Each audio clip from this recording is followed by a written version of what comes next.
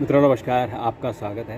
मित्रों आज एक खबर आई है कि आंध्र प्रदेश के जंगलों से रेड सैंडल यानी रक्त चंदन, लाल चंदन की बड़ी भारी मात्रा में तस्करी पकड़ी गई है और ये आज की घटना है।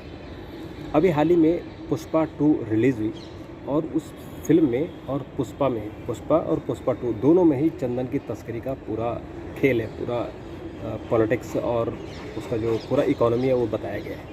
और उससे इंस्पायर हो गए जिस समय ये पुष्पा रिलीज़ हुई थी उस वक्त भी चंदन की तस्करी हुई थी और अब पुष्पा 2 रिलीज़ हुई है तो उसके बाद फिर ये बड़ी भारी तस्करी हुई है, क्योंकि लोगों को इंस्पिरेशन मिलती है कि फिल्म में जो तरीके बताए जाते हैं उसी तरीके से होता है। दरअसल ये जो रक्त चंदन है ये हिंदुस्तान में केवल आंध्र प्रदेश में मिलता है। आंध्र प्रदेश के जो शेषामाला जंगल है और लंका माला है, वेलंगा है और ये जो डिस्ट्रिक्ट है वो नेल्लौर है, चित्तूर है। इन डिस्ट्रिक्टों में ये रेड चंदन मिलता है, रक्त चंदन, और इसकी तस्करी होती है चीन में, जापान में। तो जो शेषांचल का जो जंगल है, शेषाचलम, वो आंध्र प्रदेश के जो समंदर लगा हुआ है, अरब सागर, वहाँ से जुड़ा हुआ है, तो इसलिए वहाँ से वो समंदर में लेके समुद्र के रास्ते तस्करी होती है। आपको अगर याद हो तो डॉक्टर मनमोहन सिंह के समय और उससे पहले कई साल, करीबन 40-45 साल तक वीरप्पन का बड़ा खौफ रहता था। तो वीरप्पन जो है वो कभी आंध्र के जंगलों में, कभी तमिलनाडु के जंगलों में, उसने हमारी सुरक्षा एजेंसियों को छकाया। न जाने कितने सुरक्षा एजेंसियों की उसने कत्लेआम किया था, उनको मौत के घाट उतारा था और वो पुलिस के चक्कर में वो कभी उनके पकड़ में नहीं आ पाया था। और फिर वो करीबन 2008-9 के आसपास वो पकड़ा गया है, पुलिस की मुठभेड़ में मारा गया था। तो वीरप्पन का खौफ था, तो उसको लेकर कई सारी फिल्में बनी हैं और पुष्पा जो फिल्म आई है वो इसका सबसे ताज़ा उदाहरण है। तो दरअसल ये जो रक्त चंदन है ये सिर्फ आंध्र प्रदेश में मिलता है, ये चीन में और थोड़ा सा जापान में मिलता है।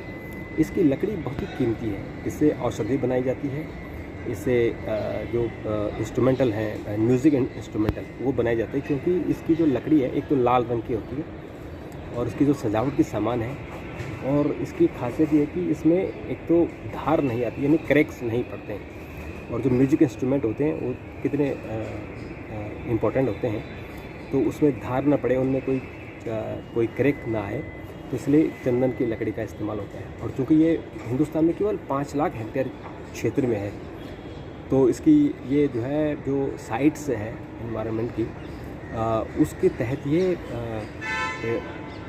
अपेंडिक्स 2 में आता है, यानी अनुसूची 2 में इसको शामिल किया गया है, जो इंडेंजर्ड स्पेसी है, दुर्लभ प्रजाति में शामिल किया गया है कि इसकी तस्करी ना हो, इसकी कोई कटिंग ना हो। हालांकि कुछ किसानों को, आंध्र प्रदेश के कुछ किसानों को परमिशन दी हुई है कि वो चंदन की जो खेती है वो कर सकते हैं, और जिन्होंने खेत में उगाया है वो उसको काट सकते हैं, खेत में, जंगल में नहीं। तो कुछ किसान करते हैं लेकिन उनको अच्छा उसका जो क्वालिटी होती है वो अच्छी नहीं होती है। जो शेषाचलम जंगल है उसमें सबसे अच्छी क्वालिटी होती है वो रक्त चंदन, जिसका नाम ही है रेड सैंडल, लाल रंग बिल्कुल जैसे ब्लड होता है उस तरह की है, वो यूनिक होती है। तो वो चीन में और जापान में बड़ी उसकी डिमांड है, तो उसकी तस्करी होती है। और भी जगह, रूस में भी उसकी तस्करी होती है। तो उसकी तस्करी के लिए आंध्र प्रदेश में एक टास्क फोर्स बनाया गया है जो वहाँ छापेमारी करता है, पेट्रोलिंग करता है। तो आज उनको बहुत बड़ी मात्रा में चंदन के पेड़, कटे हुए पेड़ों के जो तने हैं वो मिले हैं और बहुत सारे लोग उसमें पकड़े गए हैं। और ये पता नहीं कब ख़त्म होगा, क्योंकि ऐसा लग रहा था कि जब वीरप्पन को मारा गया तो चंदन की लकड़ी का तस्करी का जो खेल है वो भी ख़त्म हो जाएगा, लेकिन ऐसा नहीं हुआ है। और पुष्पा फिल्म में जो अल्लू अर्जुन ने रोल किया है उससे इस दुर्लभ लकड़ी की पेड़ों की तस्करी हो रही है।